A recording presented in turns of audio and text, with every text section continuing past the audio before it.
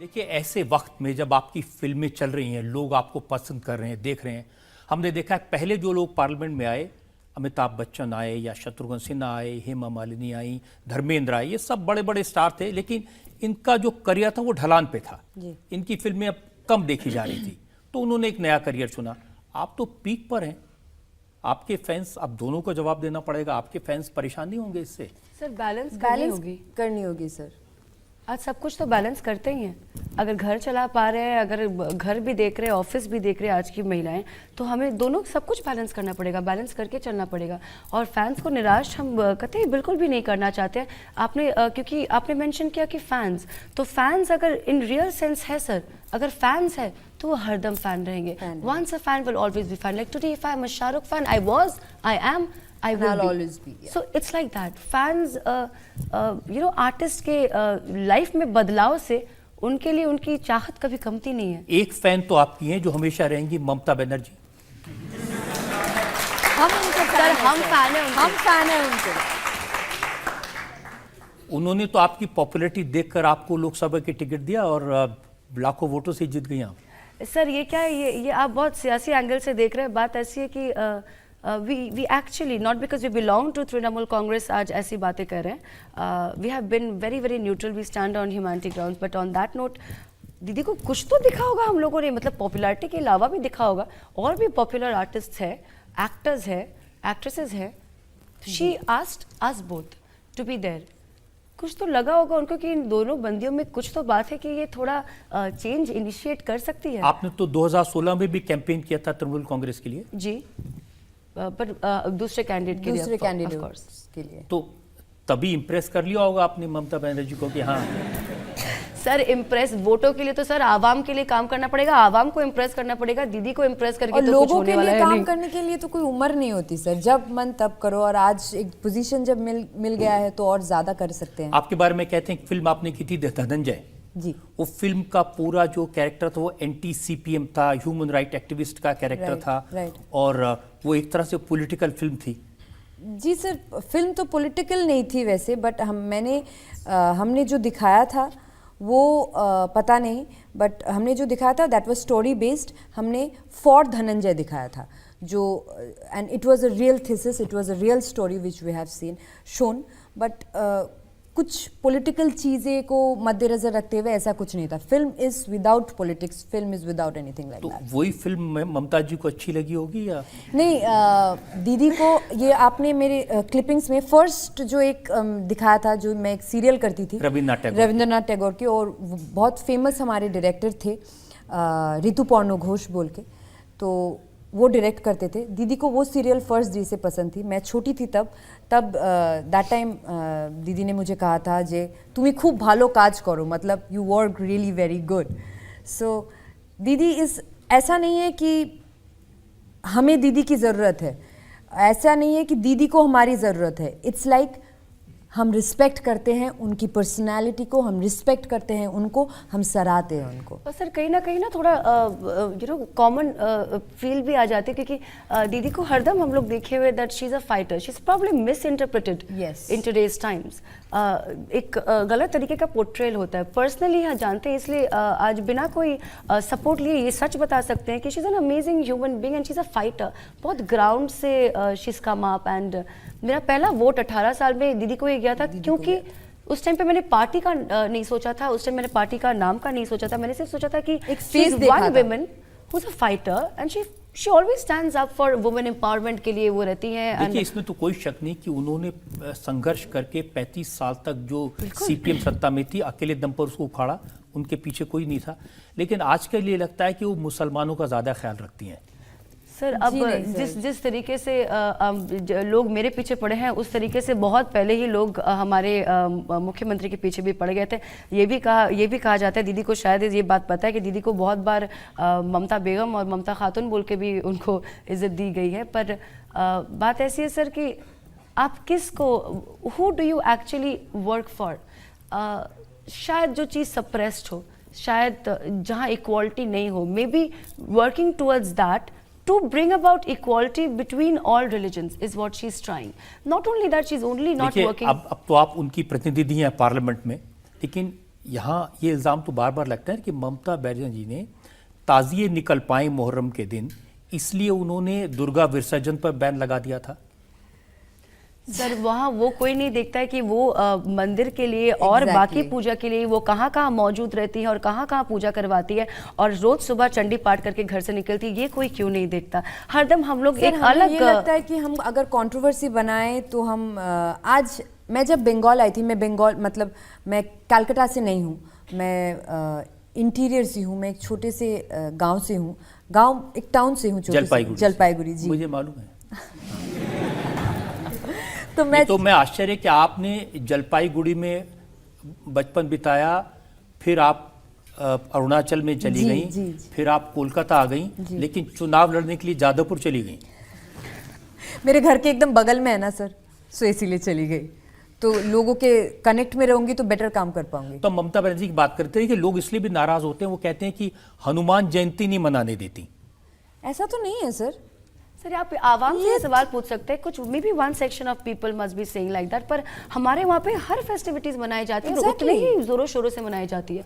ये as a third person, as a मतलब अगर मैं पार्टी की मेंबर नहीं होती, अगर मैं आज एमपी नहीं होती, हम यही कहते हैं एज अ थर्ड पर्सन कि हमारे बंगाल में सर्वधर्म समान बोलते हैं, हर रिलीजियस कल्चर और फेस्टिवल्स को अच्छे से मनाया जाता है। अभी जो ये आपने रथ यात्रा मेंशन किया सर, ये जो ये रथ बनती है वो सारे मुस्लिम कारीगर बनाते हैं सारे, और खिदरपुर जो एक जगह है हमारे वहाँ पे पूरा मुसलमान इलाका है, typical you know Muslim dominated area, वहाँ पे जगन्नाथ सबसे बड़ा पूजा होता है वहाँ पे, वो रथ खींचते हैं। तो यहाँ पे भाईचारा प्रमोट कर रहा है। तो यहाँ पे there is a leader, there is a woman who standing up for equal rights for all religion. वो भाईचारा प्रमोट कर रही है, वो शांति प्रमोट कर रही है। आप कह रही हैं कि सब धर्मों के लिए एक तरह रिस्पेक्ट करती हैं, सब कुछ होता है, तो कोई जय श्री राम का नारा लगाता है तो चिड़ क्यों जाती हैं सर? क्योंकि अब क्या होता है,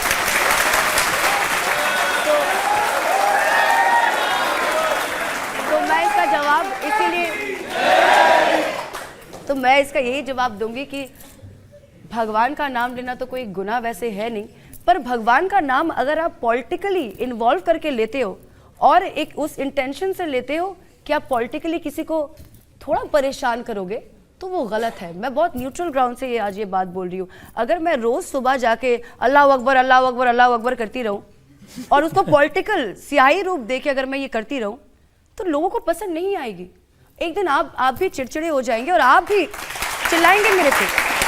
तो अगर लोग एक मुख्यमंत्री के सामने आके भाई सम्मान करे, वो हमारी मुख्यमंत्री। देखिए हुआ क्या, इंसिडेंट तो टीवी पर सबने देखा, लोग जय श्री राम का नारा लगा रहे थे, ममता जी गाड़ी से उतरी और दीदी ने लोगों को कहा कि तुम्हें जेल भेज दूंगी। पर सर कोई किसी को जेल तो नहीं हुई, क्योंकि दीदी को, अब दीदी तो फाइटिंग स्पिरिट से ही ऑलवेज आगे जाती है। और अगर उस तरीके से portrayal sir, again it comes to portrayal, अगर पोर्ट्रेल ही हो गया कि भाई जय श्री राम हमारे ऑपोजिशन के नारे हैं और हम आपको चिढ़ाने के लिए ही बोलेंगे तो अलग बात है। आप भगवान का नाम लो ना, आप जय श्री राम बोलो, आप माँ काली बोलते हैं, माँ काली तो हम भी बोलते हैं, जय बजरंगबली तो हम भी बोलते हैं, हम तो सब भगवान का नाम लेते हैं, हम अल्लाह अकबर भी बोलते हैं, मैंने बाइबल भी पढ़ी हुई है, सो इसमें कोई दिक्कत है नहीं। इसको सियासी रूप नहीं दे सकते। आपको भी लोगों ने जय श्री राम के मैसेज भेजे थे, मैंने सुना है 10,000 के ऊपर आए होंगे सर ईद वाले दिन। ईद मुबारक कम लोगों ने कहा, जय श्री राम ज्यादा कहा, और मैं सबको धन्यवाद क्या दूं? नहीं, मैं सबको आज धन्यवाद कहना चाहूंगी कि चलिए अच्छी बात है, सर्वधर्म समान। अगर ईद के दिन ईद मुबारक के साथ आपने अपने भगवान के नाम से मुझे सम्मान दिया, I am very happy about it, thank you.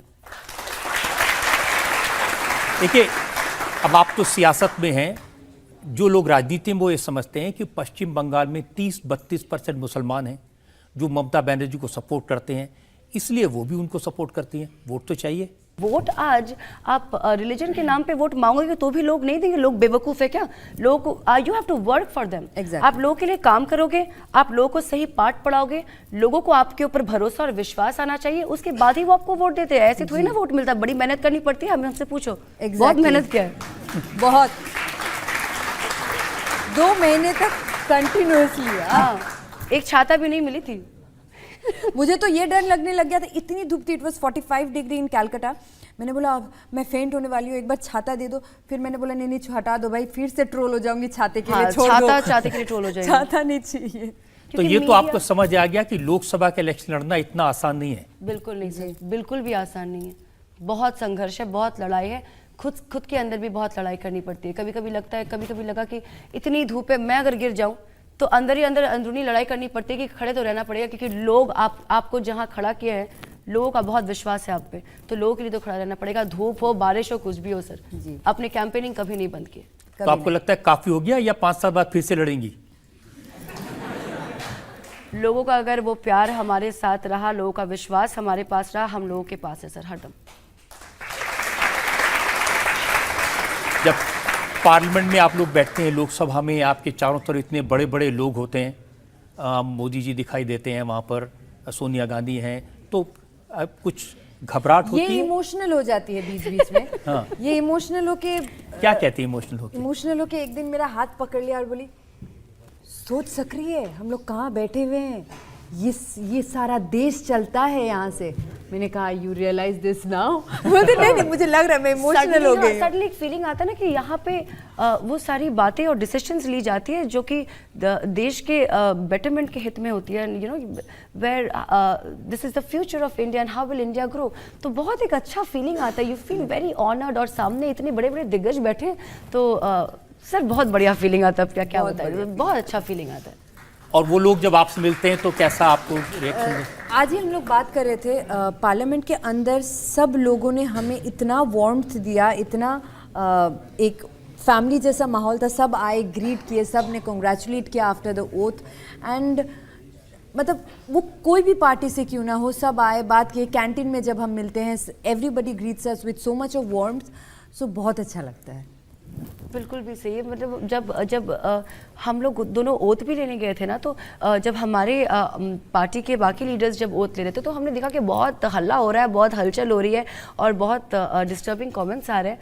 तो हम थोड़े से डरे हुए थे, सोचा था कि इतने सारे कमेंट्स आएंगे तो हम अपना ओथ कैसे लेंगे, बट सर विश्वास नहीं हुआ जब लोगों ने एक्चुअली हमारे लिए अपलॉड किया और इतना सपोर्ट किया।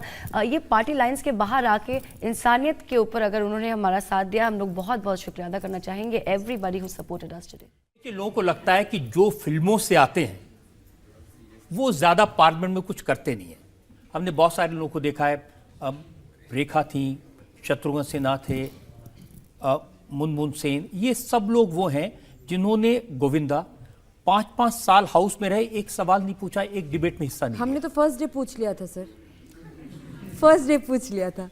क्या पूछा? 0 आवर में मेरे कॉन्स्टिट्यूंसी की एक ओवरब्रिज की प्रॉब्लम थी, सो वो मैंने होमवर्क भी कर चुकी थी। मैं तो आप ये रिकॉर्ड बदलेंगी जो पुराने लोग नहीं पूछते थे उसका?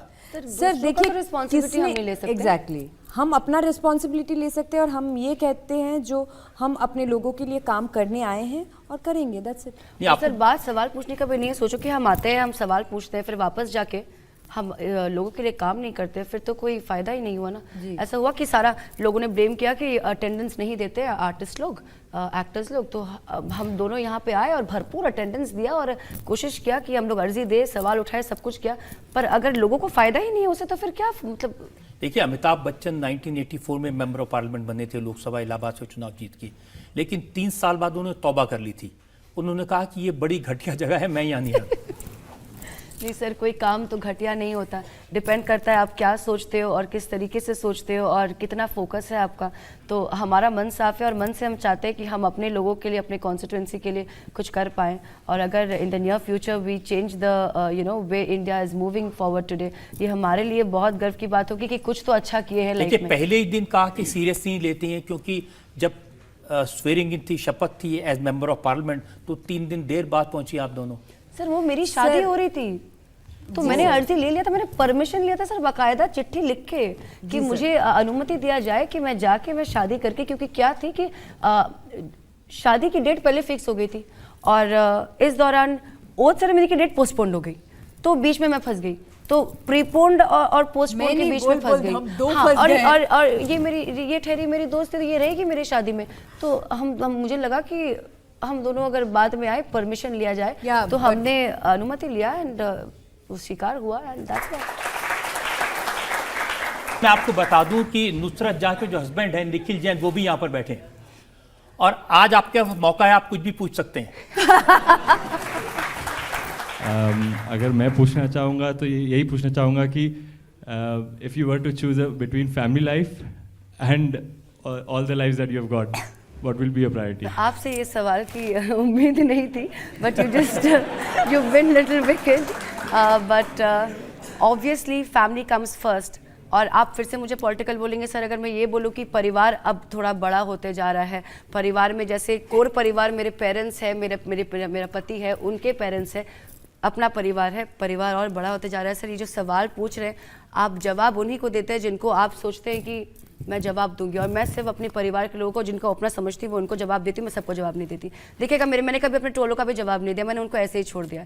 तो परिवार तो बहुत बड़ा होते जा रहा है, and we have to balance, और आपको मेरा साथ देना पड़ेगा इसमें। तो